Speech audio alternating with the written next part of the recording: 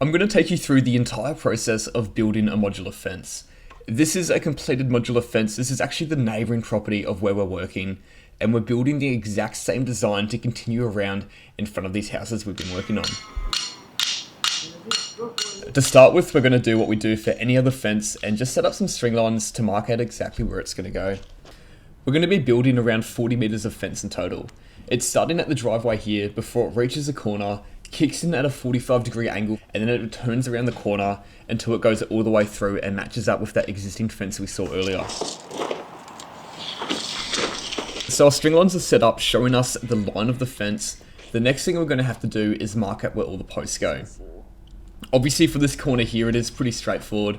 Where our stakes are, we're going to have 2 corner posts, and all I need to do is find the centre of that, and we're going to have a post directly in the middle. It's a bit hard to see what we're doing right now, but we're running a string line from the inside of the garage wall and running it all the way through to make sure that this fence lines up perfectly with the side of the garage.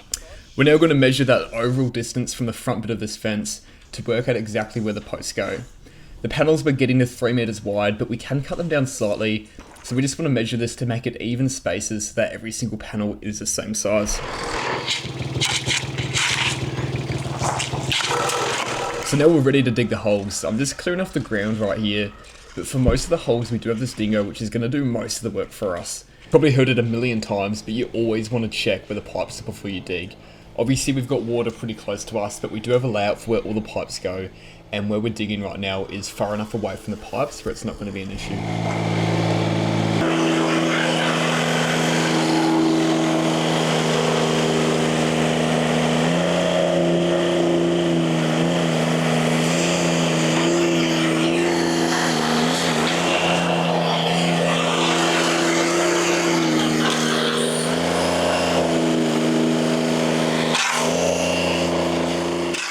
Now to be honest, I think most of today is going to be spent digging these holes. The posts are 235mm wide, so we do need to make quite a large hole around them for the concrete to hold them in place. But what's even worse is that the posts are 2.5 meters tall.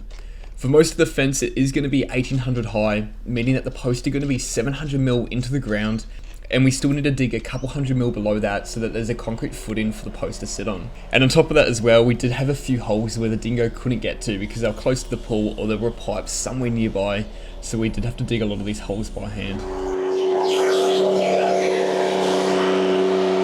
Alright, so the product's arrived and we can have a first look at what we're dealing with. These are all the posts. So the posts are hollow and we can see the C channel on the sides, and that's where the panels slide into. These are the panels here. They're definitely very different to anything I've worked with before, but they are 50mm of foam with a cement sheet glued to either side of them. So majority of the posts just have a C channel on either side for a continuous run, but you can see the one I just grabbed now has that 45-degree angle, and that's going to be for that corner that we marked out yesterday. And I'm not going to lie, for being a hollow post, I thought they were going to be a lot lighter. They've still got a fair bit of weight to them. Most of the time when I'm building a fence, I'm using timber post, and we've got the advantage of being able to run the posts longer and then cut the tops off after the concrete's been poured to get the fence at the right height. Obviously with these posts we're not going to be cutting them afterwards, so it's really important that we get them at the right height. You can see what we've done is just measured up off the footpath, and we've put this bit of timber going across the footpath to the dirt, and it should hold it relatively at the right height. As long as it's within a few mil, we can always come back once the concrete's been poured and just pack it to the right height before it sets. So we've got this post set for height. The next thing we want to do is get a few temp braces coming off it and get this post plumbed up. What we will end up doing is putting this post up and putting the post on the far side up as well, so we can run string lines between the posts to make sure that all the posts we put in are in a straight line. Another thing we're going to do is run a string line at the top and bottom so that if every post lines up with both of the string lines, we know all those posts are also going to be plumb. Yeah, go there. We've also got to go through and screw in these L brackets into the C channel of the post. These L brackets are to hold the fence panels. Once all the posts are done or in place, we slide the fence panels through the top of the post. They slide down either side in the C channel until they hit and sit on these L brackets. That's honestly the only way the panels are held in place between the posts. There's no screws, we're not gluing the panels to the C channel, they just kind of sit in there and they'll get siliconed and corked at the end. And that does mean though that we need to make sure these L brackets are millimeter perfect. If one L bracket on one post is slightly higher than another post, you will see the panel running out of level. So that's why it is super important that we get these at the right place, and then even more so important that we do set all the posts to be at the right height. We actually put in a bit of work to make sure the heights of these posts are going to work out. If we just went through and measured up off the footpath for every single post, they won't be level, it wouldn't be a gradient slope. The footpath is quite old, it kicks up and down all over the place, so we couldn't follow that. What we did instead was set the first 2 posts up. We had those off the footpath, and then we set a laser level up to work out the height differences between the first post and the last post. When we found out what the difference was, we knew how much we had to step the fence up to make it meet at both points, and from there we could work out how many bays we wanted to step up and how big those steps had to be. So what we ended up doing to make this gradient work was to have a few posts level with each other, then one post stepping up around 75mm, and then continue that same pattern of a few posts level with that same step up. To get this to work, we did what we're doing right here, held a level and a straight edge from one post to the next one, kept a few posts level, and when it was time for the step up, we'll just mark the extra 50mm or whatever it had to be, and pull that post up by that same amount. I found it easiest to get a post set to height, hold the level and the straight edge across, and then just measure from the straight edge to the footpath. Then we can measure that same measurement on the next post we're going to put in, and screw our timber to sit on that footpath height.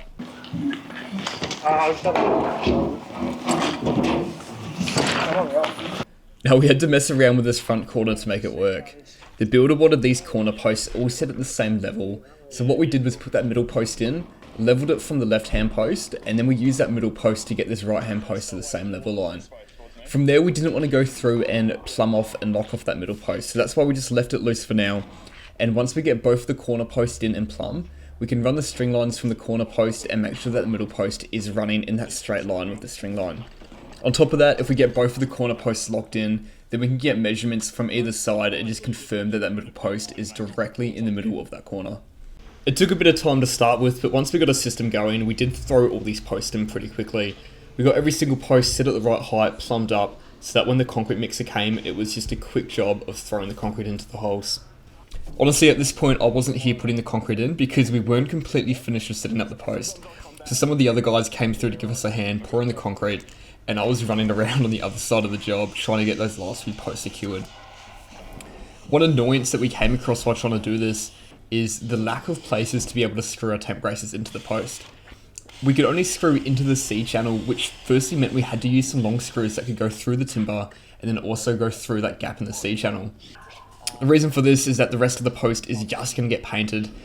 We didn't want to make a hole in the post because even if they were going to putty it, it's going to be really hard to completely hide that hole and make it look good. So that was one small annoying problem we had, and something else I would recommend if you were going to do this job is to cut timbers in between the posts, the same size as your panel. Depending on how many timbers you have, I'd recommend cutting 2 in between each post to have one at the bottom and one at the top. And that just means no matter what happens, those posts are going to have the same opening in between them. As we did state before, the panels are just going to slide in and there's no screws or any connections holding them in place. So if one of the posts in the middle did fall out of plumb, the panel might be hardened at the bottom and there could potentially be a gap, or the panel could only be in by about 10mm at the top.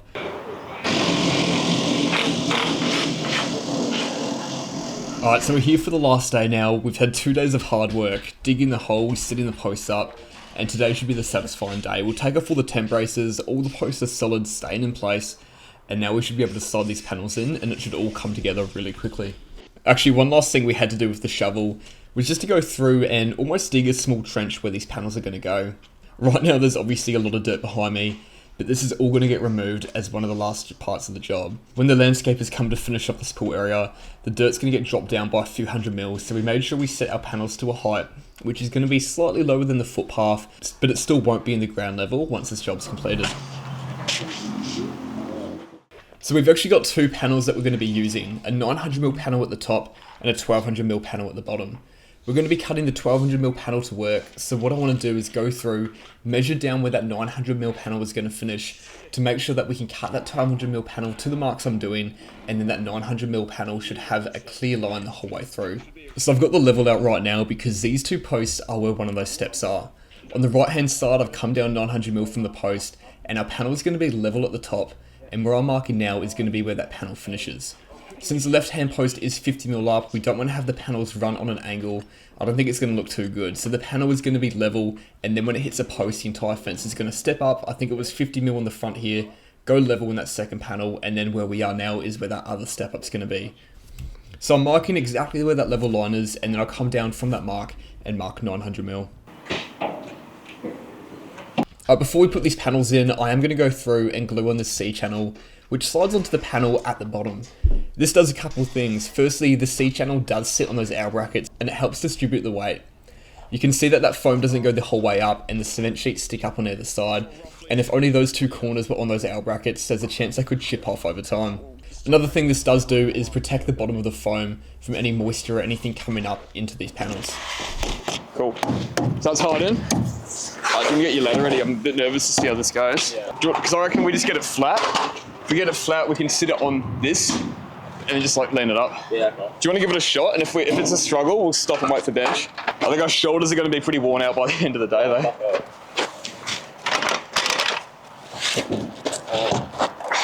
We might just wait for bench. I had more weight to it than I remembered.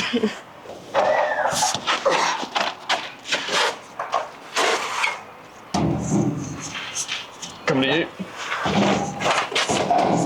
I'm on about 100mm. Yeah, let's stand her up. Maybe not on your ladder, if you just stand below it and help hold the weight. Yeah. Sweet. Yeah.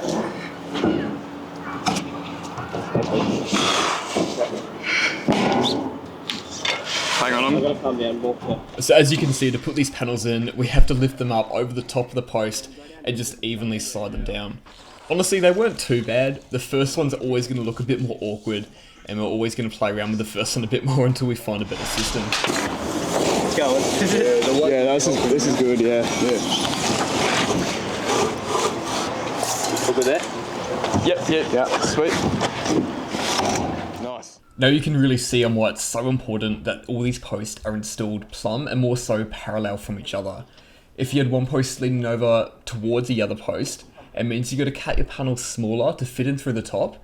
And if it's out of plumb, it means it's going to be smaller at the top and bigger at the bottom, and you can potentially have a gap at the bottom. If you've got a gap at the bottom, your panel won't be held in place. We've already covered how these panels aren't going to be screwed in. They're just going to be sitting there, and the posts being in the right place are essential to hold these panels in place. We've gone through and we've put in all the lower panels, and now we're getting ready to put the top panel in. You can see in the panel that I'm gluing up right now that the foam sits lower than the cement sheet. This is done deliberately so we can slide in this square joining mechanism. I don't know exactly what to call it, but we'll glue this up, sit it down on the first panel, and then we'll glue the top of it up, and our second panel will sit down on the square, and the steel square will hold them in place. Wow, that was easy. Actually, one thing I haven't spoken about, and I didn't really film, is how we did cut these panels. I personally didn't cut any of them, but two of the guys were just using a track saw and put a cement sheet blade in the track saw.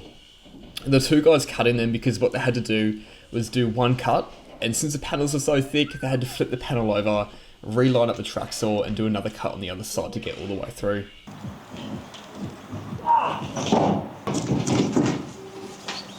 Yep, good man. To finish off the fence, we obviously have to cover the top. We don't want that foam sitting up there exposed to the elements, so we've got a very similar C channel that we use in the bottom.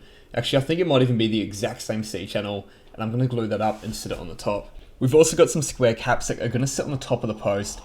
We didn't go through and put them on yet though, because the builder does want to go through and core fill some of these posts with concrete. We're not going to fill them up most of the way because the concrete will get quite heavy and it might blow out some of the post, but we at least want to fill up the bottom of the post a few 100mm just to give it an even stronger foundation.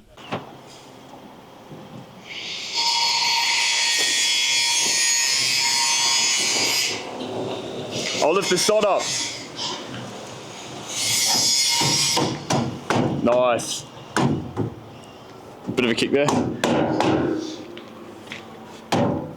Sweet. And there you have it, the fence is done, ready to be painted. It was definitely a fun fence to build, but I don't know if I'm the biggest fan of it. I definitely wouldn't use it for my own house, but I'd love to know what you guys think of this fence.